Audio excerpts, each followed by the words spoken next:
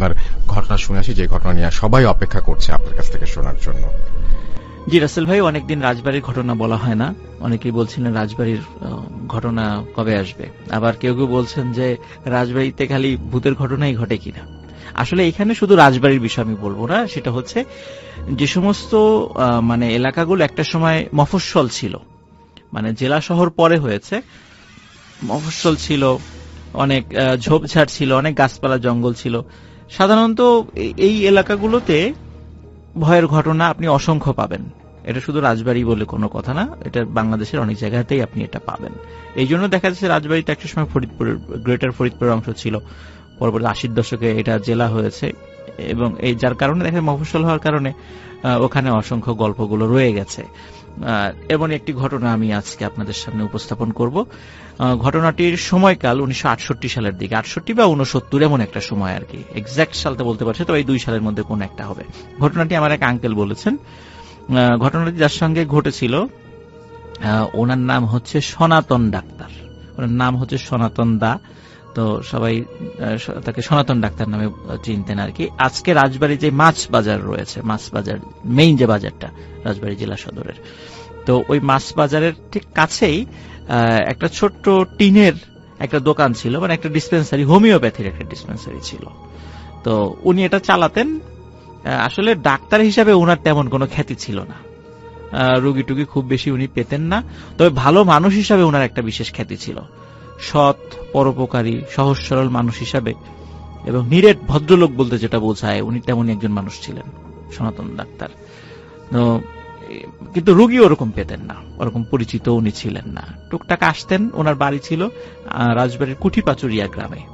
তো ওনার একটা বাইসাইকেল ছিল, প্রতিদিন উনি আসতেন, এই প্রায় 10-12 কিলোমিটার পথ পাড়ি দিয়ে উনি আসতেন। আবার মাগরিবের পরপরই, কারণ তখনকার সময় কিন্তু এদিকে ইলেকট্রিসিটি অতটা ছিল না, থাকলেও খুব আর কি, ওই সময় সে মুক্তিযুদ্ধের আগে, তো এই জন্য সন্ধ্যার পরে মানুষজন ওই সময় থাকতো না ওইদিকে, এই জন্য উনি বাড়ি চলে যেতেন সাইকেল নিয়ে। আর ওনার দোকানেও একজন কম্পাউন্ডার ছিলেন, ওর বাড়ি রাজবাড়ির প্রপারেই, তবে সে এখন কোথায় আছে আমি জানি না, আমি তার কোনো সন্ধান পাইনি। তার নাম ছিল আব্দুর রহিম, সে ওনার দোকানের কম্পাউন্ডার ছিলেন আর কি। তো যেটা করতেন, সনাতন ডাক্তারের ওই দোকানের চাবি থাকতো 2টা, তো উনি একটা চাবি নিয়ে চলে যেতেন, আর আব্দুর রহিম একটু পরে দোকান বন্ধ করে দিতেন, যেহেতু তার বাসা কাছেই, এই জন্য সে ওই দোকানটা পরে বন্ধ করে সে বাড়িতে যেত। তো একবার কি হয়েছে, শীতকালের সময় তো ঠিক মাগরিবের একটু আগ দিয়ে একজন লোক এসেছে, যে সনাতন ডাক্তারকে বলতেছেন, ডাক্তার সাহেব আমার বাড়িতে একটা রোগী আছে, চলেন, আপনাকে একটু যেতে হবে কষ্ট করে। তো এখন উনি চিন্তা করছেন আর কিছুক্ষণ পরে মাগরিবের আজান দিবে, তো এখন যাব, আর ফিরতে ফিরতে যদি দেরি হয়ে যায়, তো উনি আসলে ওরকম আগ্রহ নাই। ওই লোকটা বলতেছেন যে না না আপনি চলেন, আমার বাসা কাছেই। যদিও ওই লোকটাকে উনি চেনেন না, তারপর চিন্তা করেন কাছে বাসা দিকে শুধু কতক্ষণ লাগবে, কই যেতে আধা ঘন্টা, আসতে আধা ঘন্টা। তো চিন্তা করেন আধা ঘন্টা দেরি, খুব বেশি দেরি না আর কি, আসতে পারবো। এখন ওনার সাথে মানে আর সাইকেল নেন নাই, উনি চিন্তা করছেন যে ওনার সাইকেলের আবার আজকে যে মানে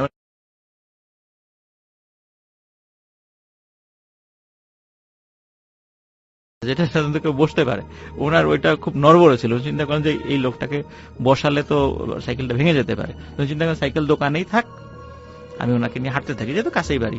এখন এই যে হাঁটা শুরু করেছে, হাঁটছে, তো বলতেছে কি তোমার বাড়ি কোথায়, এই যে সামনে।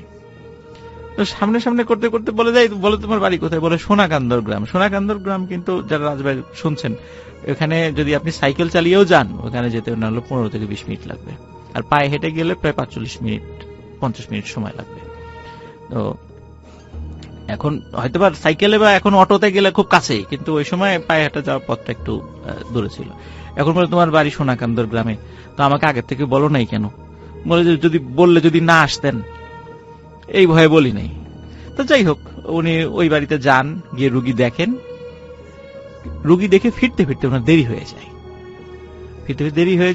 আর ওনার দেরি দেখে ওই ওনার দোকানের যে কম্পাউন্ডার আব্দুর রহিম, সে দোকান বন্ধ করে চলে গেছে। এখন উনি চিন্তা করছে, উনি এসে দেখেন দোকান বন্ধ, এখন ওনার সাইকেল তো দোকানের মধ্যে, এখন বাসায় যাবেন কিভাবে? তা উনি চিন্তা করেন কি আর করা, যেহেতু চলেই গেছে। তখনকার দিনে তো মোবাইল ফোন ছিল না, আর আব্দুর রহিমের বাড়ি আর একটা গ্রামে ছিল, এখন সেখানে গিয়ে তো চাবি আনা সম্ভব নয়, এমনিতে দেরি হয়ে চিন্তা করেন ঠিক আছে হাঁটতে হাঁটতেই চলে যাবো আজকে। তো উনি ওই চিন্তা করে হাঁটা শুরু করেন, ওখান থেকে হাঁটা শুরু করেন। তো আজকে আমি ওই রাসেল ভাই ওই যে লোকোশেডের যে গল্পটা আমি সাধারণত বলি, ওই লোকোশেড দিয়ে হাঁটা শুরু করছেন, কিন্তু মজার বিষয় হচ্ছে লোকোশেড কিন্তু তখন হন্টেড ছিল না। লোকোশেড হন্টেড হয়েছে হচ্ছে 1971 সালের পরে, কারণ ওই জায়গাতে তো অনেক গণহত্যা হয়েছে, এখনো কিন্তু ওখানে বধ্যভূমি আছে। তো যার কারণে ওই ঘটনাটা 1971 সালের আগে, তো তখন ওই জায়গাটা হন্টেড ছিল না। যার কারণে উনি যখন লোকোশেড পার হয়ে দিকে চলে যাচ্ছেন, কোনো ঘটনা ওনার সাথে ঘটে নাই। আর আজকে যে রেল লাইনটা লোকোশেডের এদিক দিয়ে গলন্দ ঘাট পর্যন্ত চলে গেছে, তখন কিন্তু এই রেল লাইনটা ছিল না, রেল লাইনটা অন্য দিক দিয়ে ছিল, ওটা এমনি পায়ে হাঁটা পথ ছিল ওই দিক দিয়ে। তো উনি যাচ্ছেন ওই দিক দিয়ে, একদম সোজা চলে গেলে ওনার বেশ ঘন্টাখানেক হাঁটলে ওনার বাড়ির কাছাকাছি উনি চলে যেতে পারেন, ঘন্টা 2-2.5 লাগে আর কি হেঁটে যেতে। উনি যাচ্ছেন কিছুটা পথ পার হয়ে দাঁতশি বাজার নামে একটা জায়গা আছে, এটা রাজবাড়ির লোকজন অবশ্যই চিনে থাকবেন সেটা। তো দাঁতশি বাজারটা পার হয়ে উনি হাঁটা শুরু করেন, এই পর্যন্ত কোনো সমস্যা হয়নি। তো ওনার হাতে কিন্তু ভাইয়া একটা মানে টর্চ লাইট থাকতো সব সময়, যেহেতু উনি রাত্রে চলাফেরা করতেন, টর্চ লাইট থাকতো। তো টর্চ লাইট মানে জ্বালিয়ে উনি যাচ্ছেন, হঠাৎ ওনার মানে পথের সামনে মানে একটা মাঝারি আকৃতির একটা বিড়াল সামনে পড়ে, বিড়াল। তো বিড়ালটি ওনার পথ আগলে দাঁড়িয়ে আছে, বিড়ালটি সরে না, এবং উনি বিড়ালটিকে সাইড কেটে চলে যাওয়ার চেষ্টা করলো, বিড়ালটি আবার সামনে চলে আসে। তো উনি রাসেল ভাই উনি ডাক্তার মানুষ ছিলেন, তো বিজ্ঞান মনস্ক ছিলেন, উনি এসব জিন ভূত প্রেত এগুলো আবার বিশ্বাস করতেন না, আর ওনার সাথে কখনো কোনো ঘটনা ঘটেও নেই, স্বাভাবিকভাবে ওনার বিশ্বাস করার আসলে কথাও না, এরকম একটা মেন্টালিটি ওনার ছিল যে এগুলা সব মনের ভুল আর কি। বিড়াল যেহেতু সামনে এসেছে, তো উনি বিড়ালটিকে সরিয়ে দেওয়ার চেষ্টা করছিলেন, তো বিড়ালটি সরে না, উনি যেদিক দিয়ে যাওয়ার চেষ্টা করে বিড়ালটি বারবার পথ আগলে দাঁড়ানোর চেষ্টা করছে। তো একটা পর্যায়ে বিড়ালটিকে উনি মানে একটা লাঠি নিয়ে ধাওয়া করেন, তো বিড়ালটি একটু সাইডে সরে যায় ভয় পেয়ে, আবার উনি হাঁটা শুরু করেন। এরপরে বিড়ালটি কি ওনার পা জড়িয়ে ধরছে বারবার, কিছুতেই মানে যেতে দিতে যাচ্ছে না সামনের দিকে। তো উনি আরো বিরক্ত হয়ে মানে পা ঝাড়ি দিয়ে বিড়ালটিকে দূরে ফেলে দেন। এরপরে দেখেন বিড়ালটি হেঁটে কোন দিক দিয়ে চলে গেল, আর তাকে ওই বিড়ালটিকে আর দেখেনি। উনি সামনে হাঁটা শুরু করেন, এরকম 15-20 মিনিট হাঁটার পরে হঠাৎ দেখে যে একজন মহিলা, দূর থেকে দেখছেন যে একজন মহিলা সামনে সাদা কাপড় দিয়ে কিছু একটা ঢেকে রেখেছে আর কান্নাকাটি করছে, নাকি সুরে কান্নাকাটি করছে।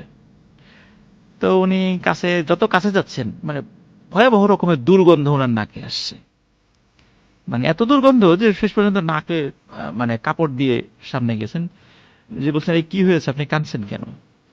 তো উনি বলছেন যে আমার ছেলে মারা গেছে। তো বলছে ছেলে মারা গেছে, তো এটা কি আপনার ছেলে? বলে হ্যাঁ ছেলে। তো কখন মারা গেছে? বলে আজ সকালে মারা গেছে। তখন উনি বলছেন যে দেখি তো আপনার ছেলের লাশটা দেখি তো। ওই মহিলা ওই কাপড়টা সরান, তো দেখেন যে লাশটা মানে একটা পা ওই মাটিতেই আটকে গেছে, মানে কি বলবো মানে প্যারালাইজড হয়ে যাওয়ার মতো অবস্থা। তারপর উনি অনেক চেষ্টা করে কষ্ট করতে করতে করতে করতে ব্রিজের উপর ওঠেন। ব্রিজে ওঠার পরে উনি যখন নামতে যাবেন, নামার পথটা তো রাসেল ভাই একটু ঢালু, নামতে যাওয়ার সময় উনি ওই হুমড়ি খেয়ে পড়ে যান সামনে। উনি যখন পড়ে যান, ওনার হাতে কিন্তু টর্চ লাইট ছিল, তখনও হাতে টর্চ লাইটটা ধরা। তো উনি তখন সামনের থেকে যখন মাটির সাথে পড়ে গেছেন সামনে, উনি খেয়াল করছেন সামনে থেকে কি যেন একটা আসছে, দুইটা জিনিস। উনি চাঁদের আলোতে যতটুকু বুঝতে পেরেছেন বড় আকৃতির দুইটা কাকড়া, কিন্তু রাসেল ভাই উনি যখন টর্চ লাইট জ্বালিয়েছেন তখন দেখে যে কবজি থেকে নিচে যে আমাদের মানে হাতের পাঞ্জা সহ 5 আঙ্গুল, যেটা এই আঙ্গুল 5 আঙ্গুল দিয়ে কি দুইটা হাত জাস্ট হাতের কবজির নিচের অংশ সামনের দিকে এগিয়ে আসছে। উনি টর্চ লাইট জ্বালিয়ে দেখেছেন, তখন উনি ভয় পেয়েছেন, কিরে এই হাত কিভাবে আসলো? হাতের কবজির নিচের অংশ আছে কিন্তু বডিটা নাই। তখন আর একটা বিষয় যে ওই যে লাশের যে একটা বিকট গন্ধ উনি পেয়েছিলেন না, ওই গন্ধ তো ক্রমশ ওনার কাছে আসছে। উনি তখন চিন্তা করেন যে আমি একটু আগে একটা লাশ দেখে আসছি, হাতের কবজি ছিল না, দুই হাতের 2 কবজির নিচের অংশ ছিল না। লাশটা ছিল মানে পচে যাওয়া লাশ, মানে খুব দুর্গন্ধ ছিল। মনে হচ্ছে যে ওই যে 2টা হাত এগিয়ে আসছে, ওই হাতের দেখে উনি দূর থেকেই বুঝতে পেরেছেন যে এই হাতটা ঠিক ওই যে পচে যাওয়া হাতের মতো এবং খুব দুর্গন্ধ হচ্ছে। উনি ওই সময় হচ্ছে ভয় পান এবং উনি মানে সমস্ত শরীরের সমস্ত শক্তি সঞ্চয় করে উঠে দাঁড়ান। উঠে দাঁড়িয়ে মানে উনি যখন সামনের দিকে যাবেন, তো পিছন দিকে যাওয়ার সুযোগ নেই, সামনের দিকে ওনার বাড়ি, সামনের দিকে যাচ্ছেন, ওই হাতগুলো মানে বারবার ওনার সামনে এসে ওনার পথ আগলে দাঁড়াচ্ছেন। তারপরও যখন উনি ওই হাতকে ওভারটেক করে চলে যাওয়ার চেষ্টা করেছেন, তখন ওই 2টা হাত ওনার পা চেপে ধরেছিল। এরপর উনি মানে ওনার ধর্মের যে মন্ত্র আছে, শ্লোক আছে, সেগুলো উচ্চস্বরে পাঠ করতে থাকেন আর সৃষ্টিকর্তার নাম জপতে থাকেন। এটা করতে করতে উনি মানে সমস্ত শরীরের শক্তি দিয়ে উনি দৌড়ানো শুরু করেন। ওই হাত যে কোথায় গেছে, কি হয়েছে, উনি আর বলতে পারেন না। হ্যাঁ, আর ছিল না তার সাথে। কিছু দূর সামনে গিয়ে একটা মানুষের সাথে উনি ধাক্কা খান। তো ধাক্কা খান যখন, তখন ওই লোকটা বলে ওঠে, এই আপনি চোখে দেখেন না? তখন বলে, আরে রহিম, তুই এখানে কি করিস? বলে, ও দাদা, আপনি, আপনার দেরি দেখে আমি দোকান বন্ধ করে দিছি। তো চিন্তা করলাম যে আমার তো আবার আগামীকালকে একটা জরুরি কাজ আছে, দোকানে তো আসতে পারবো না। তো চিন্তা করলাম যে আপনার কাছে তো চাবি নাই, তো আপনার বাড়িতে এসে চাবিটা দিয়ে যাই। তো এই জন্য আমি আপনার বাসার আসার চেষ্টা করতেছিলাম, মানে আসছিলাম আর কি। তো তুই সাইকেল নিয়ে আসিস নাই কেন? হেঁটে হেঁটে আসছিস কেন? ও বলে যে আমি সাইকেল ভালো চালাইতে পারি না। এই কথাটা শুনে ওনার একটা অবাক লাগে, কিন্তু আব্দুর রহিম কিন্তু খুব ভালোই সাইকেল চালাইতে পারতো, কিন্তু ও বলছে যে আমি ভালো সাইকেল চালাইতে পারি না। তো আচ্ছা ঠিক আছে, আসছি যখন, চল, এই যে একটু আগে এই ঘটনা ঘটছে। তখন আব্দুর রহিম বলছে যে যাক, আল্লাহ বাঁচিয়ে দিয়েছেন আপনাকে, কোনো বিপদ আপদ হয় নাই, রাত্রেবেলা চলাফেরার ক্ষেত্রে একটু সতর্ক থাকবেন। এই কথা বলে মানে আব্দুর রহিমের সাথে বিভিন্ন গল্প টল্প করতে করতে ওনার বাড়ির কাছে চলে আসে। তখন সনাতন ডাক্তার উনি বলতেছেন যে রহিম, চল বাড়িতে চল, তোর দিদি রান্না বাড়া করছে, একবার খাওয়া দাওয়া কর, আজকে থেকে যা, অনেক রাত হয়ে গেছে। তো বলে, না না, আমার আগামীকালকে কাজ আছে, আমি থাকতে পারবো না, আমি বাড়িতে যাব না, আপনি যান, এই চাবিটা রাখেন, দোকানের চাবি, আমি চলে গেলাম। বলে, না তা কি হয় নাকি, বাড়িতে যাবি না কেন? কিছুতেই সে বাড়িতে ঢোকে না। তো যখন উনি চিন্তা করেন যে এত রিকোয়েস্ট করলাম, যেতে চাচ্ছে না, উনিও একটু বিরক্ত হন, মন খারাপ করেন, এত রিকোয়েস্ট করা যাচ্ছে না, তো ঠিক আছে, তাকে বিদায় দিয়ে দেন, সেও চলে যায়। তো উনি বাড়িতে যাওয়ার পরে ওনার স্ত্রীকে সব ঘটনা খুলে বলেন। খুলে বলার পরে যদিও ভয় পেয়েছিলেন, তারপরে ওই যে আব্দুর রহিম পথের একটা জায়গার সঙ্গ দিয়েছিলেন আর কি, ভয়টা অনেকটা কমে গিয়েছিল আর কি। খুব যে ভয় পেয়ে একদম জ্বর চলে আসছে, বিষয়টা এরকম না। পরের দিন উনি দোকানে গেছেন, ওনার যে ডিসপেন্সারি সেখানে গেছেন। যার পর দেখে আব্দুর রহিম দোকান খুলে বসে আছে। কিরে আব্দুর রহিম, তুই না বললি যে কালকে মানে আজকে আসবি না? বলে যে আপনাকে আমি কখন বললাম আজকে আসবো না? আপনার সাথে তো আমার দেখাই হয় নাই। তখন উনি বলছে, কি বলিস দেখা হয় নাই? কালকে রাত্রে না তোর সাথে আমার ধাক্কা লাগলো, তারপর গল্প করতে করতে গেলাম, তুই আমাকে দোকানে চাবি দিলে, এই যে চাবি, এই যে আমি চাবি সাথে নিয়ে আসছি। বললে, আরে এই চাবি আপনি পেলেন কোথায়? আমি তো এই চাবি কালকে দোকানে রেখেই চলে গেছি, আপনার দেরি দেখে দোকান টোকান তালা মেরে চলে গেছি, চাবি তো দোকানের মধ্যেই ছিল, চাবি আপনি পেলেন কোথায়? চাবি তো আমি আপনাকে দেই নাই, আর আমি তো দোকান তালা মেরে আমি তো বাড়িতে চলে গেছি। তখন উনি চিন্তা করেন, তাহলে আমার ওই পুরো পথ সঙ্গ দিল কে? এইটার মানে রহস্য উনি আর উদ্ধার করতে পারেন নাই রাসেল ভাই। উনি স্বাধীনতার পূর্বেই, যখন মোটামুটি আমাদের দেশে একটু বিভিন্ন সমস্যার সৃষ্টি হয়, উনি ওই সময়ই মানে ওনার ফ্যামিলির অন্যান্য মেম্বার যারা, তারা নদিয়া অঞ্চলে থাকতেন। উনি ওই সময় ওনার জমি জমা বিক্রি করে দিয়ে চলে গিয়েছিলেন আর কি, আর ফেরত আসেন নাই কখনো, যার কারণে উনি এখনো বেঁচে আছেন কিনা আমরা জানি না। তবে একটা বিষয় রাসেল ভাই, আমি এই ঘটনার থেকে একটা বিষয় আমি মানে শিক্ষা পেয়েছি, বা আমি বুঝতে পেরেছি, আশা করি আপনারা বুঝতে পারবেন, সেটা হচ্ছে যে এই যে সনাতন ডাক্তার যিনি, উনি একজন খুবই পরোপকারী ভালো মানুষ ছিলেন। রাত্রেবেলা হয়তোবা চলার পথে উনি বিপদে পড়েছেন, কিন্তু দেখেন আব্দুর রহিম সেজে কোনো একজন তাকে হেল্প করেছে, হয়তোবা আল্লাহ তাকে পাঠিয়েছেন। তো যারা মানুষের উপকার করে, মানুষের কল্যাণ কামনা করে, তারা যদি কখনো বিপদে পড়েও, সে প্যারানর্মাল বিষয় হোক আর যেটাই হোক, সে যে ধর্মের লোকই হোক, আল্লাহ তাআলা অবশ্যই তাকে সাহায্য করবেন। যেভাবে সাহায্য করা প্রয়োজন আল্লাহ তাআলা অবশ্যই তাকে সাহায্য করবেন। তো এই ঘটনাটা ছিল জাস্ট এক রাতেরই ঘটনা। এরপরে ওনার সাথে আর কোনো ঘটনা ঘটেছে বলে জানি না। এই এক রাত্রেই রাসেল ভাই এই ঘটনাটি ঘটেছিল। এটি ছিল ঘটনা। থ্যাংক ইউ সো মাচ প্রথমত আপনার ঘটনার জন্য এবং চমৎকার উপস্থাপনের জন্য। আশা করছি যে আপনাদেরও ভালো লেগেছে। এন্ড আমাদের আজকে আফনান ভাই যে কষ্ট করে আমাদের স্টুডিওতে এসেছেন, আফনান ভাই আপনি একটু যে একটা ঘটনা বলার জন্য যে কষ্ট করে স্টুডিওতে আসলেন, এই যে এই টানটা কিভাবে অনুভব করেন, কেন অনুভব করেন একটু বলবেন আমাদেরকে? আসলে এই যে যারা শুনছেন তাদের নিশ্চয়ই আপনার একটা পরিবারের মতোই মনে হয়, রাইট? জি জি, সেটাই। আর একটা বিষয় হচ্ছে যে আসলে কোন একটা বিষয়কে মানে হৃদয়ে ধারণ করা, এটা একটা সবচেয়ে বড় বিষয়। এটা ভালোবাসা, এটা কাজ করে সবসময়। এই জন্য ঢাকায় যখনই আসি, এই যেমন এই কয়েক সপ্তাহ একটু ঘন ঘন আসা হয়েছে ঢাকায়, এই জন্য যখনই আসছি স্টুডিওতে আসার চেষ্টা করি। আবার দেখা যাচ্ছে মাঝখানে কিন্তু অনেক বেশ কয়েক মাস আসতেই পারি নাই, কারণ তখন রেকর্ড ফাইলগুলো পাঠিয়েছি আর কি। তো যখনই আসার মানে ঢাকায় এসেছি চেষ্টা করেছি আসার জন্য। এটা মানে অন্তরের একটা ভালোবাসা, এটা আল্লাহ সৃষ্টি করে দিয়েছেন। তো এই জন্যই আসলে একটা গল্প না, মনে হয় যে সবসময় আসি, গল্প না থাকলেও আসি। রাইট। আমরা আপনার ভাইকে আর আটকাবো না, কারণ রাত হয়ে যাচ্ছে এবং বৃষ্টির রাত। আর একটু পরে হয়তো যানবাহন কোনো কিছু পাওয়া যাবে না, ট্রান্সপোর্টেশন সব বন্ধ হয়ে যাবে। থ্যাংক ইউ সো মাচ আপনার ভাই আমাদেরকে সময় দেওয়ার জন্য। এবং আপনি যখনই আপনার এলাকার এবং আপনার আচ্ছা আচ্ছা আচ্ছা আপনার ভাই কিছুটা বলতে চাচ্ছিলেন, জি বলেন। আর একটা ঘটনা আছে, প্লিজ তাহলে একটু শুরু করি আমরা, বলেন। এখন যে স্টোরিটি আমি মানে শেয়ার করব, এটি আমাদের আলামিন দিয়েছে, নড়াইলের।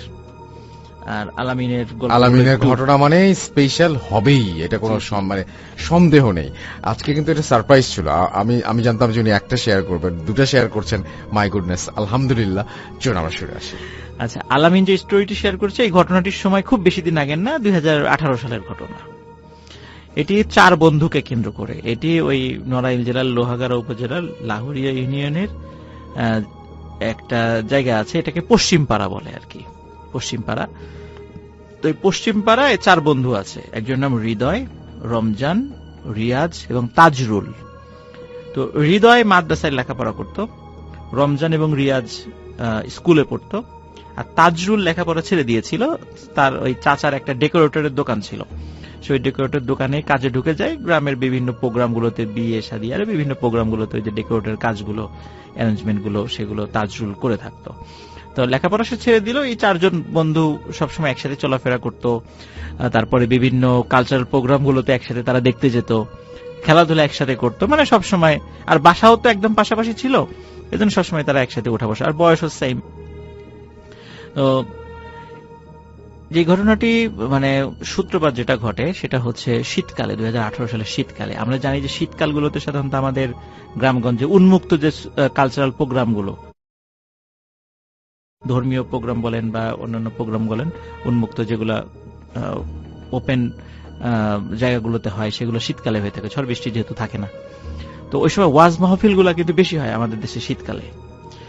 তো এরা আবার ওয়াজ মাহফিলে মাঝে মাঝে যাওয়ার চেষ্টা করত। তো এমনই অনেকদিন ধরে চলে আসা একটা ওয়াজ মাহফিল, এইটার যে নামটা সেটা হচ্ছে যে আরাজি মন্ডল কাজী মাহফিল নামে সেটা পরিচিত। হয়তো ওই গ্রামের যারা আছেন মানে তারা হয়তো বা শুনে থাকবেন। আমি যেহেতু যাই নাই, আমি ঠিক বলতে পারছি না আর কি। অনেক আর এই যে স্টোরিটা আমি শেয়ার করতে যাচ্ছি, এখানে অনেকগুলো গ্রামের নাম চলে আসবে আর কি, অনেক প্লেস গুলার নাম চলে আসবে। তো যার কারণে এটা আমার মেমোরাইজ করতে একটু মানে কষ্ট হয়েছিল রাসেল ভাই। যাই হোক, তো আরাজি মন্ডল কাজীর যে মাহফিলটা, এই মাহফিলে তারা যাওয়ার জন্য মনস্থির করেন। তো নির্দিষ্ট দিন রাত 8টার দিকে তারা বাসা থেকে বের হন। তো বের হওয়ার পরে এই 4 জনই আলোচনা করে যে আচ্ছা, কামারপাড়া নামে আর একটা জায়গা আছে, ওইখানে গ্রাম আছে আর কি। তো বলে যে কামারপাড়াও তো একটা মাহফিল আছে, তো তাহলে কোনটাই যাব? তখন ওরা চিন্তা করে যে কামারপাড়া মাহফিলের সাথে সেখানে ওই যে ইসলামিক সঙ্গীত অনুষ্ঠানও ছিল। তো ওরা যেহেতু একটু কালচারাল মাইন্ডেড ছিল, ওরা চিন্তা করলো ঠিক আছে, তাহলে মাহফিলও শুনলাম, ইসলামিক গানও শুনলাম, ওখানে একজন নাম করা ইসলামিক সঙ্গীত শিল্পীও আসবেন, তাকেও দেখলাম, দুই কাজই হলো আর কি একসাথে। তোরা চিন্তা করি তাহলে ওই আরাজি কাজী মন্ডলের মাহফিলটা বাদ আমরা কামারপাড়া মাহফিলে যাব। আর কামারপাড়া মাহফিলের ওইখানে কামারপাড়া যাওয়ার জন্য মানে যে গ্রামের মধ্য যে পথ, সেটা প্রায় 1.5 ঘন্টা লাগে হেঁটে যেতে রাসেল ভাই, 1.5 ঘন্টার মতো সময় লাগে। ওরা রওনা দেয়, হঠাৎ করে তাজরুল ওই হৃদয়ের, রমজান এবং রিয়াজকে বলে যে আচ্ছা আমরা এত পথ হাঁটবো কেন, আমার একটা শর্টকাট রাস্তা জানা আছে, সেটা হলো এই ইসামতি বিলের মধ্য দিয়ে যদি আমরা যাই 20 থেকে 25 মিনিটের মধ্যে আমরা কামারপাড়ার কাছে চলে যেতে পারবো। তো আমরা এই দিক দিয়ে চলে যাই।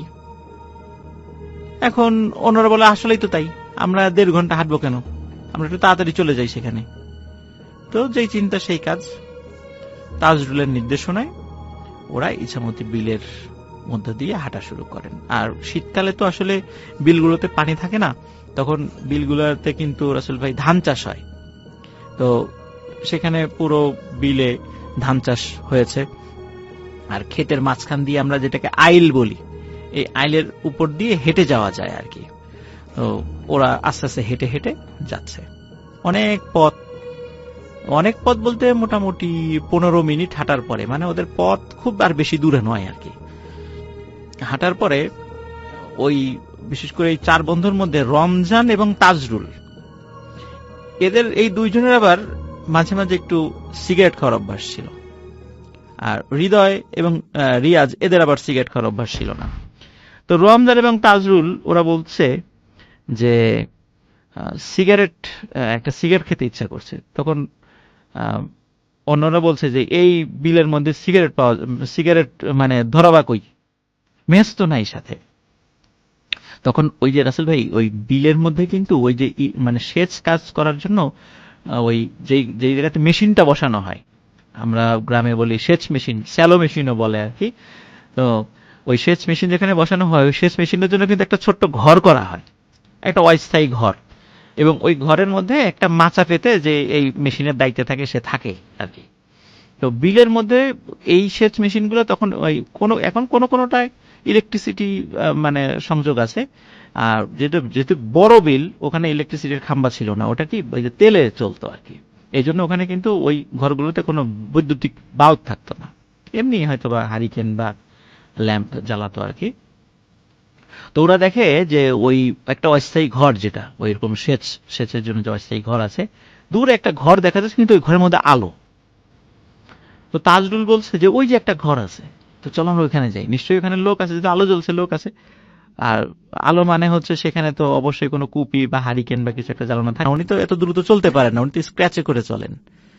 আর এই আইলের উপর দিয়ে আমরা 2 পা দিয়ে হাঁটতে কষ্ট হয়, তো উনি স্ক্র্যাচে ভর করে এত তাড়াতাড়ি কোথায় চলে গেলেন। তো ওরা বুঝতে পারে যে ওরা একটা বিপদে পড়ে গেছে, বড় ধরনের একটা বিপদ। তখন ওরা চিন্তা করে যে আমাদেরকে দ্রুত ওই কামারপাড়া চলে যেতে হবে যেখানে মাহফিল। ওরা বলে আমরা তো কাছাকাছি আছি। ওরা হাঁটা শুরু করে। তো হাঁটতে হাঁটতে রাসেল ভাই ওরা একটা অদ্ভুত জায়গা নিজেদেরকে আবিষ্কার করে।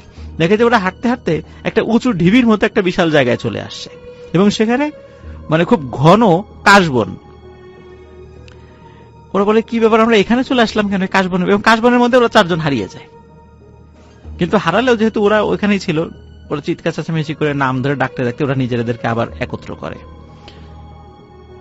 কাশবনে রাসেল ভাই ওরা যখন আসে, তখন ওরা নিজেদেরকে আবিষ্কার করে এটা আসলে শুধু একটা উঁচু ঢিবি বা কাশবনের একটা ঢিবি না, এটা হচ্ছে একটা শ্মশান।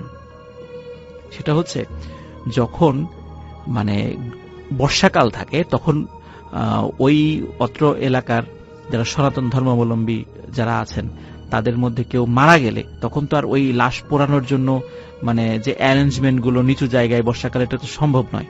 তখন তারা কি করতো, ওই উঁচু জায়গায় নিয়ে আসতো। ওই বিলের মধ্যে ওই জায়গাটা উঁচু ছিল, তো ওখানে লাশ নিয়ে এসে ওখানে মানে লাশ পোড়াতো আর কি। তো ওইখানে ওরা দেখে যে এরকম বিভিন্ন ওই কাঠ কয়লা পড়ে আছে, বিভিন্ন জায়গায় ছড়িয়ে ছিটিয়ে আছে বিভিন্ন জায়গায়। ওরা বুঝতে পারে যে এটা তো শ্মশান, এবং আগে থেকেই তো ওরা শুনেছিল, রাত্রেবেলা বুঝতে পারে নাই সেটা, ওরা ওখানে চলে এসেছে। দ্রুত ওরা 4 জন সেখান থেকে নেমে আবার অন্যদিকে হাঁটা শুরু করে। 15 থেকে 20 মিনিটের মাথায় ওরা আবার নিজেদেরকে আবিষ্কার করে আবার ঠিক ওইখানেই চলে আসছে। ওরা বলে যে কি ব্যাপার, আমরা আবার এখানে কিভাবে চলে আসলাম? ওরা আবার সেখান থেকে নেমে যায়, নেমে আবার হাঁটা শুরু করে। আবারও রাসেল ভাই পরপর 3 বার একই ঘটনা ঘটে। ওরা বারবার ওই শ্মশানের ওই ঢিবির ওইখানে চলে আসছিল। হৃদয় যেহেতু মাদ্রাসায় লেখাপড়া করত, ও তখন উচ্চ স্বরে কোরআন তেলাওয়াত করতে থাকে। ও বুঝতে পারে যে আমরা আজকে আমাদের হয়তো বা বড় ধরনের কোনো ক্ষতি হয়ে যাবে। উচ্চ স্বরে কোরআন তেলাওয়াত করতে করতে ওইখান থেকে নেমে আসে 4 জনই, মানে হৃদয় কোরআন তেলাওয়াত করে, অন্য 3 জন সাথে থেকে নেমে আসে। তখন রাসেল ভাই আর ওরা ব্যাক করে ওই জায়গায় ওই গোলকধাঁধায় পড়ে আর ফেরত আসেনি। ওরা ওই মেইন রাস্তায় উঠে যায়, যেখান থেকে ওরা ওই কামারপাড়া মাহফিলে যায়। সেখানে গিয়ে দেখে এক অদ্ভুত ঘটনা। সেটা হলো, গিয়ে দেখে যে মাহফিল শেষ, ওই প্যান্ডেলের দায়িত্বে যারা ছিল তারা ওই সব বাঁশ, খুঁটি, কাপড় এগুলো গুছাচ্ছে। ওরা বলে কি ব্যাপার, মাহফিল কি হইলো? বলে মাহফিল তো শেষ। বলে মাহফিল শেষ মানে রাত 8টায় রওনা দিলাম, বড় জোর 1.5 ঘন্টা লাগছে আমাদের আসতে এই বিলের মধ্যে এত ঝামেলার পরও, তো মাহফিল শেষ হয় কিভাবে? এখন তো 9:30 বাজার কথা। বলে তোমাদের কি মাথা খারাপ হয়েছে? এখন বাজে রাত 2:30। ওরা চিন্তা করে যে সর্বনাশ, আমরা এত সময় কি করলাম, কিভাবে চলে গেল? ওরা কিছুতেই বুঝতে পারছে না যে আমরা এত সময় কিভাবে পার করে দিলাম। তো যাই হোক, ওরা যেহেতু ওদের শরীরে কাদা টাদা লেগেছিল আর এত ছুটাছুটির কারণে ওদের প্রচন্ড ক্ষুধা লেগেছিল, কিন্তু মাহফিল যেহেতু শেষ হয়ে গেছে, মাহফিল উপলক্ষে কিন্তু ছোট ছোট খাবারের দোকানগুলো বসে। তো আসলে কোনো দোকানও ছিল না, কিন্তু তখন 2টা দোকান ছিল, একটা ঝালমুড়ির দোকান আর একটা পাপড় ভাজা। যে পাপড় ভাজা এখন তো আসলে পাওয়া যায় না এভাবে। তো তো ওরা কি করবে, মানে খুব ক্ষুধা লাগছে, ওরা প্রচুর পরিমাণে ঝালমুড়ি এবং পাপড় ভাজা খায়। আর আমরা তো জানি রাসেল ভাই ওই ভাজা পোড়া খেলে নাকি দুষ্টু জিনেরা পিছু লাগে, এটাও কিন্তু একটা বিষয়। যাই হোক, ওরা মানে খাওয়ার পরে মানে একটু মনে করে দিই যে অনেকে বলে যে ভাজা পিঠা, জি জি জি জি, ভাজা মাছ, জি জি। তো ওরা চিন্তা করে যে যাই হোক মাহফিল তো শেষ, কি আর করা, আমরা তো এখানে অ্যাটেন্ড করতে পারলাম না, এখন তো বাড়ি ফিরে যেতে হবে। তো বাড়ি ফেরার জন্য নিশ্চয়ই আর ওই ইসামতি বিলের মধ্যে দিয়ে যাবে না, পথ ঘোরা হলেও অবশ্যই তারা গ্রামের ওই 1.5 ঘন্টার রাস্তা দিয়েই যাবে। তো ওরা রাস্তা দিয়ে যাওয়া শুরু করে। এইখানে রাসেল ভাই একটা কথা বলি, সেটা হচ্ছে যে এই পথ দিয়ে যাওয়ার সময় কিন্তু ভয়ানক কয়েকটা জায়গা পাড়ি দিতে হয়, হন্টেড জায়গা। যেমন ওখান থেকে কামারপাড়া দিয়ে আসতে গেলে কল্যাণপুর নামক একটা জায়গা পাড়ি দিতে হয়। ওখানে মোটামুটি ওটা সনাতন ধর্মাবলম্বী অধ্যুষিত এলাকা আর কি। ওখানে শ্মশানও আছে, এই শ্মশানের পাশ দিয়ে যেতে হয়। তো ওরা শ্মশানের পাশ দিয়ে যায়, কোনো প্রবলেম হয়নি। এরপর একটা হন্টেড পরিত্যক্ত জমিদার বাড়ির পাশ দিয়ে যেতে হয়, সেখান দিয়ে যায়, সেখানেও কোনো প্রবলেম হয়নি। অনেক পুরাতন একটা বট গাছ রয়েছে, সেই বট গাছের পাশ দিয়ে যায়, সেখানেও কোনো প্রবলেম হয়নি। এরপরে সে একদম ওদের বাড়ির কাছে তালুকপাড়া নামে একটা জায়গা আছে, তালুকপাড়া। ওইখানে চলে আসে, মানে একদম বাসার কাছে চলে আসছে। এরপরে পশ্চিম পাড়া আর কি, তালুকপাড়ার একদম শেষ মাথায় চলে আসে, এরপরে পশ্চিম পাড়া যেখানে ওদের গ্রাম। তো ওইখানে একটা ছোট একটা বাঁশঝাড় রয়েছে। তো ওই বাঁশঝাড়ের যখন কাছে চলে আসে, তখন তাজরুল চিন্তা করে বাড়ির কাছেই তো চলে আসছি, আর তো আমাদের কোনো ভয় নেই। তখন ও তো জানে যে বাঁশঝাড়ে কখনো ওই যে দুষ্টু জিনপরি থাকে। তো তখন বলতেছে, মানে ও একটু সাহস করে দুষ্টামি করে বলছে আর কি, যে কে মানে তোরা কে আসিস আশেপাশে, যদি আমার কথা শুনে থাকিস আয় আমার সামনে আয়, তো যদি তোদের সাহস থাকে, আমি তোদেরকে ভয় পাই না, তোদের মতো কত মানে দুষ্টু জিনদের সাথে যুদ্ধ করে আমি জিতে গেছি, তোরা তো কিছুই না, যদি সাহস থাকে আমার সামনে আসিস বা ক্ষতি করার চেষ্টা কর, আমি আমার শরীর গা বন্ধ করে রাখছি, আমার কোনো ক্ষতি করতে পারবি না। যখনই রাসেল এই বিষয়টা বলেছে, ওরা 4 জনই দেখে ওই বাঁশঝাড়ের মধ্যে কাল বৈশাখী ঝড় হলে যেভাবে মানে মানে বাঁশের যে অবস্থা হয় ঠিক ওরকম হচ্ছে। কিন্তু আরো একটা বিষয় দেখে, আশেপাশের কোনো গাছের পাতা কিন্তু নড়ে না, তার মানে ঠিক ওই জায়গাটাতেই কোনো প্রবলেম হয়ে যায়। তখন ওরা বুঝতে পারে যে আবার একটা বিপদ আমাদের সামনে আসছে। তখন ওরা কি করে, ঝেড়ে দেয় দৌড়। 4 জনেই বাড়িতে কাছেই ছিল, যে যার বাড়িতে চলে যায়। যে যার বাড়িতে যাওয়ার পরে ওরা কিন্তু ওদের গার্জিয়ানকে কাউকে এই বিষয়টা কিছু বলে না, বলে রাগারাগি করবে, এই জন্য কিছু বলে না। তো যাই হোক, মনে হতে পারে ঘটনা এখানেই শেষ, আসলে কিন্তু রাসেল ভাই ঘটনার শুরুটাই এখন থেকে, মানে এই ঘটনার পর থেকে। তো এর ঠিক পরের দিন যে ঘটনাটা ঘটে, সেটা হচ্ছে পরের দিন রাতের বেলা ওই যে তাজরুল যে ছেলেটা, যে ওই যে বলেছিল যে ভয়টাই পাই না কিছু এই সেই। তো তাজরুল ছেলেটা ওর আরো যে দুই বন্ধু আছে, যে হৃদয়, রমজান, রিয়াজ, আরো যে 3 বন্ধু আছে, এদের মধ্যে মানে 3 জনকে দাওয়াত দেয়, পিকনিকের দাওয়াত, যে একটা রাত্রে আমরা একটা রান্না বাড়া করবো, পিকনিক করবো আর কি। তো কোথায় রান্না হবে? ওই লাহুরিয়া বালিকা বিদ্যালয় নামে একটা স্কুল আছে, এখানে নাম হলো লাহুরিয়া বালিকা বিদ্যালয়, ওইখানে পিকনিক হবে। তো পিকনিক আয়োজন হয়। কোনো কারণে এই 3 বন্ধুর মধ্যে রমজান নামে যে ছেলেটা, এই পিকনিকে যায় নাই। গিয়েছিল হৃদয় এবং রিয়াজ। তো পিকনিকের পরে মানে লিসেনারদেরকে একটু বলে রাখি, যে একটু মনে রাখবেন, রমজান কিন্তু যায় নাই, গিয়েছে হৃদয় এবং রিয়াজ। তাজরুল নিয়ে গেছে ওদেরকে। খাওয়া দাওয়ার পরে তাজরুল বলছে হৃদয় এবং রিয়াজকে, এই চল, ওই টাঙ্গাপাড়া ইউনিয়নের পলাশ বাজারে আজকে একটা কনসার্ট আছে, ওই কনসার্টটা দেখতে যাব। এখন হৃদয় এবং রিয়াজ বলছে, না রে, রমজান নাই, রমজানকে ছাড়া কিভাবে যাই, ও তো আসলো না, ও ছাড়া যাব না। তাজরুল বলছে, ও নাই তাতে কি, আমরা তো আছি, সবসময় ও থাকতে হবে এমন তো কোনো কথা নেই, চল। কিন্তু ওরা 2 নাছরবান্দা রমজানকে ছাড়া যাবে না। তাজরুল অনেক চেষ্টা করে, কিন্তু ওদেরকে নিতে পারে না। যাই হোক, যে যার বাড়িতে চলে যায়। পরের দিন ভাইয়া আর একটা ঘটনা ঘটে। সেটা হলো, ওই হৃদয় যে ছেলেটা মাদ্রাসায় লেখাপড়া করে, সে ওই একটা জায়গায় প্রাইভেট পড়তে যায়। সেটা হলো ওই লাহুরিয়া পশ্চিমপাড়া প্রাইমারি স্কুল নামে একটা স্কুল আছে ওইখানে। ওই বিকাল 4টার সময় ওর একটা প্রাইভেট আছে, ও ওখানে পড়তে যায়। বাড়ি থেকে 2:30-3টার দিকে বের হয়, যেতে যতটুকু সময় লাগে আর কি, একটু আগে আগেই যেত সব সময়। তো বাড়ি থেকে যাওয়ার সময় মানে একটা শর্টকাট রাস্তা রয়েছে, শর্টকাট একটা রাস্তা ধরে। ওই রাস্তার মধ্যে রাসেল ভাই একটা বাগান পড়ে, স্থানীয়ভাবে আবুল খায়েরের বাগান নামে সেটা পরিচিত। ও যখন ওই বাগানের মধ্য দিয়ে যাচ্ছে, হঠাৎ করে দেখে কি, তাজরুল সাথে, ওদের বন্ধু সার্কেলের কেউ না, কিন্তু পরিচিত এরকম 3-4 জন, তাদেরকে ওইভাবে দেখে নাই, মানে এমনি মুখ চেনা চিনি, ওদের সাথে বসে তাস খেলছে। এই 4 বন্ধুর আবার একটা বদ অভ্যাস ছিল, ওরা আবার কার্ড খেলতো, মানে তাস খেলতো। দেখে তাজরুল বসে বসে তাস খেলছে। এখন তাজরুল বলছে, এই হৃদয়, কই যাস? বলে যে, আমি তো প্রাইভেট পড়তে যাচ্ছি। আয় বয় আমাদের সাথে একটু তাস খেল। বলে, না না, আমার প্রাইভেট আছে। আরে বয়, একটু পরে গেলে কোনো সমস্যা নেই, এত তাড়াতাড়ি গিয়ে কি করবি, সব দিন তো তাড়াতাড়ি যাস। তাজরুল মানে হৃদয় চিন্তা করে, আসলেই তো তাই, একটু বসি। বসে। আসলে ভাই, ওরা আবার মাঝে মাঝে কি করতো, টাকা দিয়ে তাস খেলতো। মাঝে মাঝে কেউ জিততো, কেউ হারতো।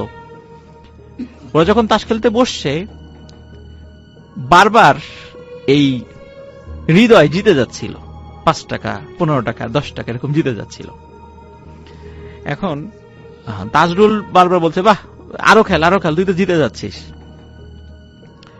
এইভাবে কিছু সময় চলার পরে, এবং হৃদয়ও মগ্ন হয়ে গেছে তাস খেলায়, হঠাৎ 4টার সময় আসরের আজান দিয়ে দেয়। আসরের আজান যখন, তখন তাজরুল হঠাৎ করে সেন্স ফেরে, আরে আমার তো 4টার সময় প্রাইভেট আছে। শীতকালে কিন্তু আসলে 3:45, 4:45 বা 4টার দিকে আসরের আজান দেয়, শীতকালের ঘটনা ছিল। তো তো আমার তো ইয়ে আছে, মানে প্রাইভেট আছে, প্রাইভেট পড়তে যেতে হবে। তখন তাজরুল বলে, আরে একদিন প্রাইভেটে না গেলে কি হয়, প্রাইভেট থাক না। বলে, না না, ওই স্যার আমার আব্বারে বলে দিবে, আমার আব্বা রাগারাগি করবে। বলে, আরে আজকে থাক, আজকে এখানে থাক, আজকে যাওয়ার দরকার নেই। বলে যে, না, আমার যেতেই হবে। ও জোর করে উঠে চলে যায়। যাই হোক, প্রাইভেট পড়ে মানে চলে আসে। চলে আসার পরে সাধারণত মাগরিবের নামাজের পরে ওদের বাড়ির কাছে একটা দোকান আছে, এখন আছে না, হলো আলমগীরের দোকান। সন্ধ্যার পরে ওই দোকানে, বিষয়টা কি রাসেল ভাই আপনি মনে হয় দেখেছেন বা লিসেনার অনেকে দেখেছে, গ্রামগঞ্জে কিছু দোকান থাকে, দোকান টেলিভিশন থাকে। তো ওখানে বসে সবাই একটু টেলিভিশন দেখে, চাটা খায়, মোটামুটি ভালোই জমে থাকে আর কি। আর ওই দোকানে একটা ক্যারাম বোর্ড ছিল, ওই ইয়াং ছেলেপেলে সে ক্যারাম বোর্ড খেলতো, মোটামুটি ভালোই জমজমাট ছিল আলমগীরের দোকান। ওরাও কি করতো, মাগরিবের নামাজের পরে ওখানে আসতো, গল্প গুজব করে এসার আগ দিয়ে সবাই বাসায় চলে যেত। ওই মানে ওই সময় হৃদয় যে প্রাইভেট পরে আসছে, মাগরিবের পরে আসছে, আসার পরে এসে দেখে যে তাজরুল তখনও আসে নাই। তো রিয়াজ আছে, রমজানও আছে। হৃদয় এসে বলছে যে, ওই দিন আবার রাসেল ভাই বাংলাদেশের একটা খেলা ছিল, কোন একটা দেশের সাথে আর কি, ক্রিকেট খেলা। তো বলছে যে, আজকে যদি বাংলাদেশ জেতে, তোদেরকে আমি 25 টাকার কটকটি খাওয়াবো। কটকটি কিন্তু ওই যে এক ধরনের গ্রামীণ খাবার আর কি, নিশ্চয়ই লিসেনাররা বুঝতে পারছেন, কটকটি খাওয়াবো। তখন রমজান আর রিয়াজ বলছে যে কটকটি খাওয়াবি, তোর কাছে 25 টাকা কিভাবে আসলো? স্টুডেন্ট মানুষ, 25 টাকা মানে অনেক টাকা। বলে হ্যাঁ, আমি ওই আজকে ইসের আবুল খায়ের বাগান দিয়ে যাওয়ার সময় দেখি তাজুল বসে তাস খেলতেছে, আমি তো ওর সাথে বসে তাস খেলে আমি 50 টাকা জিতছি। বলে তাজরুলের সাথে তাস খেললি মানে? তাজরুল তো আজকে সারা বিকেল আমাদের সাথে ফুটবল খেললো, আমরা তো একসাথে, ও গোলকিপার ছিল, আমরা তো সারা বিকেল একসাথে খেললাম, এই যে একটু আগে বাসায় গেছে গোসল করে আসবে এখনই। বলে আরে না, আমি নিজে খেললাম, এই যে দেখ পকেট থেকে, এই যে দেখ 50 টাকা, আমি তাজুলের সাথে জিতলাম। বলে না, এটা হতেই পারে না, আশেপাশে সবাই সাক্ষ্য দিচ্ছে, হ্যাঁ আজকে দুপুরের পর থেকেই তো আমরা খেলা নিয়েছিলাম, সন্ধ্যার আগ দিয়ে তাজুল বাড়িতে গেছে। হৃদয় তো অবাক, তাহলে আমি খেললাম কার সাথে? কিছু সময় পরে তাজরুল চলে আসে, তাজরুলের সাথে হৃদয়ের বিশাল বাকবিতণ্ডা। তাজরুল বলে আমি তো খেললাম, কেবল গোসল করে আসলাম। হৃদয় বলে যে না, আমি তোমার সাথে তাস খেলছি। তো যাই হোক, এর মধ্যে কি হয় রাসেল ভাই, মানে ওই জায়গাতে কিন্তু ইয়ে ছিল না, রিয়াজ, সরি আমি একটা জিনিস ভুল বলছি ভাইয়া, রিয়াজ ওইখানে উপস্থিত ছিল না, সে রমজান ছিল শুধু।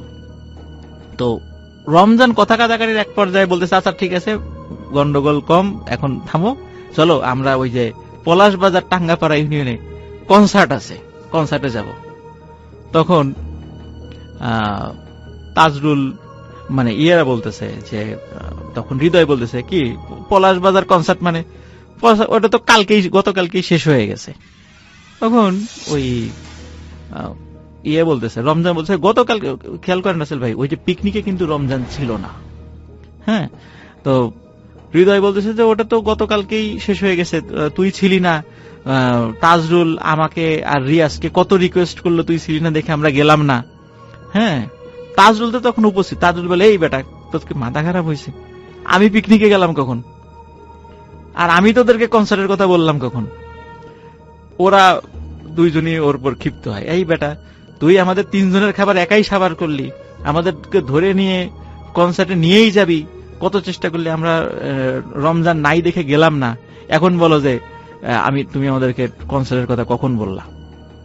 এই শুরু হয়ে যায় বাকবিতণ্ডা। তাজুল বলে যে আমি বলি নাই, আমি তো ছিলামই না, কারণ আমি সারা রাত আমার আব্বার সাথে খেতে কাজ করছি, কারণ আমার আব্বা আমাকে আসতে দেয়নি। ওরা কেউ বিশ্বাস করে না, বলে চল আমার আব্বার কাছে চল। তাকে ওর তাজুল আব্বার কাছে নিয়ে যাও। আব্বা বলে হ্যাঁ, ও তো সারা রাত, আমি তো তোমাদের কাছে যাইতে দেয় নাই, ও তো সারা রাত, শুধু রাত না সারাটা রাত, ভোরে সে ঘুমাইছে, সারা রাত আমার সাথে কাজ করছে, খেতে জরুরি কাজ ছিল, খেতে কাজ করছে। তখন ওরা বলে যে আরে তাজরুল একই সময় একাধিক জায়গায় কিভাবে যাচ্ছে, কিভাবে সম্ভব এটা? ওদের মনে খটকা লাগে। কিন্তু রাসেল ভাই ওই রাত্রে ওই যে আলমগীরের দোকানে ওখানে রিয়াজ যে ওদের বন্ধু, সে ছিল না। রাতের বেলা আর একটা ঘটনা ঘটে, রাত প্রায় ভাইয়া 11টা-12টা, হঠাৎ করে রিয়াজের যেই রুমে ঘুমাতো ওর জানলায় ঠক ঠক ঠক ঠক আওয়াজ। রিয়াজ খুলে দেখে তাজরুল দাঁড়িয়ে আছে বাইরে। তখন বলে কিরে তাজরুল, এত রাত্রে? তাজরুল বলতেছে যে চল, একটা পুকুর আছে না, বলে কামারের পুকুর, বলে কামারের পুকুরে মাছ ধরবো রাতের বেলা, অনেকেই মাছ টাছ ধরে চুরি করে, আমরাও মাছ ধরবো। তখন বলে যে ভালো আইডিয়া, স্বাভাবিকভাবে ইয়াং ছেলে পেলে তো একটু দুষ্টমি তো অভ্যাস থাকবেই। বলে তাহলে বের হয়েছে, বের হওয়ার পর হঠাৎ করে মনে হয় আচ্ছা এরকে নিয়ে রমজানকে নিয়ে গেলে কেমন হয়? তাজরুল বলে না না, রমজানকে ডাকার কি দরকার, তুই চল। রমজানের বাড়ি কিন্তু একদম রিয়াজের বাড়ির পাশাপাশি, একদম পাশাপাশি। বলে না না না, রমজানকে নিয়ে যাব। তাজরুল বলে না না, রমজানকে ডাকার দরকার নেই। বলে না না, ওকে নিয়েই যাব।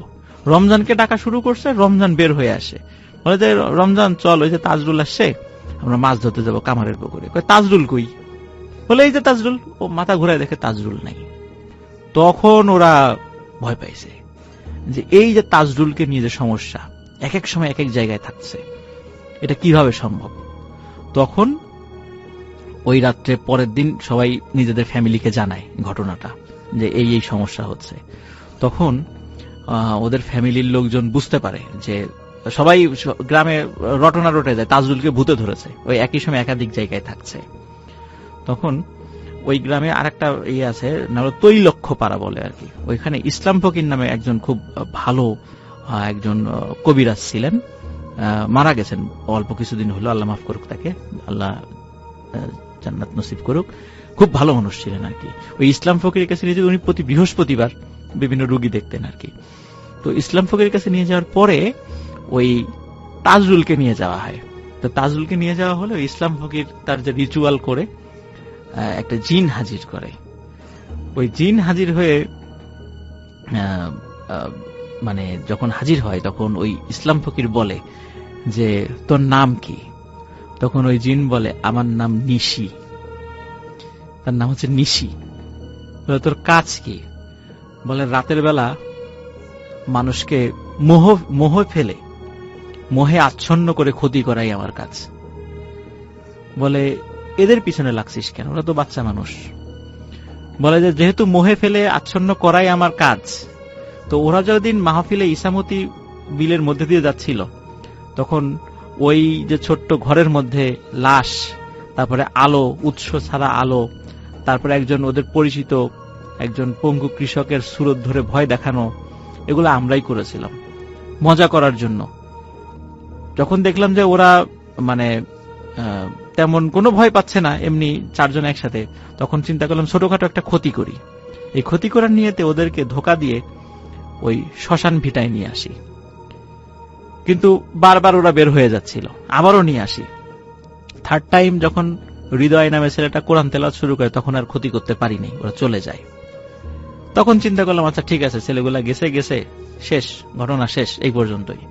কিন্তু ওরা যখন ফিরে আসার সময় বাস ঝাড়ে এসে ওই তাজরুল আমাদেরকে কটাক্ষ করে হেয় করে অনেকগুলো কথা বলেছে, যেটা আমাদের মানে খুব লেগেছে। তাজরুলকে আমরা ছাড়বো না, শুধু তাজরুলকে না, ওর যে বন্ধু বান্ধব আছে তাদেরকেও ছাড়বো না। ওদেরকে ক্ষতি করার জন্যই প্রথমে পিকনিকের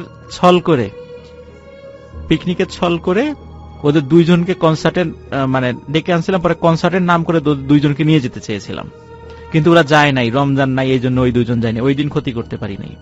এরপরে ধরলাম হৃদয়কে, বাগানের মধ্যে তাস খেলার ছল করে ওকে আটকাইলাম। ইচ্ছা ছিল মাগরিব পর্যন্ত আটকাবো, শুধু মাগরিব পর্যন্ত যদি আমাদের সাথে থাকতো তাহলে ওই দিনই হৃদয়কে শেষ করে দিতাম। ওকে বারবার ইচ্ছা করে আমরা জিতিয়ে দিচ্ছিলাম 5 টাকা 10 টাকা করে, যাতে ও আরো অনেকক্ষণ থাকে। যখনই মাগরিব আসরের আজান দিয়েছে তখনই ওর উপর যে আমাদের প্রভাবটা সেটা দুর্বল হয়ে গেছিল, এই জন্য ও চলে যেতে পারছে এখান থেকে, ওকে আটকাতে পারিনি। তারপরে রাতের বেলা ওই রিয়াজকে ডাকতে গেছি, মাছ ধরার কথা বলে রিয়াজকে নিয়ে যাব। প্রত্যেককে হিট করছে, দেখেন প্রত্যেককে হিট করছে, রিয়াজকে নিয়ে যাব। কিন্তু রিয়াজ আবার রমজানকে ডাকার কারণে আর করতে পারি নাই কিছু। কিন্তু করতে পারি নাই, সহজ কিছু পদ্ধতি অ্যাপ্লাই করছি, করতে পারি নাই। এরপর আরো কঠিন পদ্ধতি অ্যাপ্লাই করব, ওদেরকে ক্ষতি করবই, এটা আমাদের পণ। তখন ইসলাম ফকির ওদেরকে অনেক রিকোয়েস্ট করে, ছোট মানুষ ভুল করে ফেলছে। তারপরে বেশ কিছু ওই তদবির রিচুয়ালের মাধ্যম দিয়ে এই বিষয়টা থেকে ওরা মুক্ত হয়। তাজরুল এখন সৌদি আরবে থাকে, আর হৃদয় যে ছেলেটা মাদ্রাসায় পড়তো এখন ফরিদপুর থাকে। আর অন্য দুইজন রিয়াজ এবং রমজান ওরা ওই লাহোরিয়া গ্রামেই এখনো আছে আর কি। তো আমি আলামিনকে বলেছিলাম যেহেতু মানে হৃদয়, রমজান এবং রিয়াজকে আপাতত পাওয়া পসিবল, তো তুমি এই তিনজনকে সাথে নিয়ে একটা ছবি আমাদেরকে দিবা, লিসেনারদেরকে দেখাবো যে এরা, কারণ অনেক সময় আমরা গল্প বলি বিশ্বাস করতে চায় না। তো আসল ভাই এই ঘটনা থেকে কিন্তু একটা বিষয় আমরা একটা শিক্ষণীয় একটা বিষয় পাই, সেটি হচ্ছে যে এই যে অনেক সময় কিছু হন্টেড প্লেসে গিয়ে আমরা না অনেক মানে ঠাট্টা তামাশা করি, ধুর এখানে কি আছে কিছু নাই, এই সেই সব ধোঁকাবাজি, এই সেই। অনেক সময় এই ঘটনা থেকে আমিও এটা শিখলাম, আমরা কিন্তু অনেক সময় এর ধরনের কথাবার্তা বলি কোথাও গিয়ে, এতে করে কিন্তু আমাদের উপর আমরা কিন্তু পজেসড হয়ে যেতে পারি। এই দুষ্টু জিনেরা কিন্তু আমরা সুযোগ করে দিচ্ছি আমাদেরকে ক্ষতি করার জন্য। এজন্য আমরা একটু সাবধান থাকবো এই বিষয়গুলোতে। আশা করি ঘটনাটি সবার ভালো লেগেছে। সবাই ভালো থাকবেন, সুস্থ থাকবেন, এটাই ছিল ঘটনা। Thank you so much Afnan ভাই। আমি দেখতে পাচ্ছি অনেকে আসলে কমেন্ট করছেন এবং কমেন্ট করবেন, সেটা স্বাভাবিক। আফনান ভাই যখন স্টুডিও থাকেন সবাই কথা বলতে চান, এবং আজকে ইন্টারনেটের অবস্থা কিন্তু এমনিতে খুব খারাপ, কিন্তু এখনো পর্যন্ত আমরা তেমন কমপ্লেন পাই নাই। আমি দেখছি যে আমার যে ইন্টারনেট, আমার এখানে ফেসবুকই লোড হচ্ছে না, এরকম একটা অবস্থা। সো আমি যেটা বলতে চাই আপনাদের সবাইকে সেটা হচ্ছে যে আপনারা যারা সঙ্গে আছেন তাদেরকে অনেক ধন্যবাদ। অনেক লম্বা দুটো